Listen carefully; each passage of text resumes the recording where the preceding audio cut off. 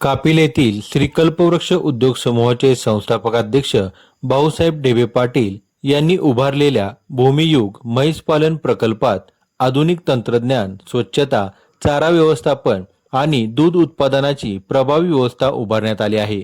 या प्रकल्पाची पाहणी करताना आमदार विनयजी कोरे यांनी ग्रामीण भागातील युवकांसाठी हा प्रकल्प प्रेरणादायी असल्याचे सांगितले। यावेळी बोलताना त्यांनी यशासाठी अथक परिश्रम, जिद्द आणि सातत्य आवश्यक असते। शेतीसोबत पूरक व्यवसाय उभारल्यास शेतकऱ्यांचे उत्पन्न वाढू शकते।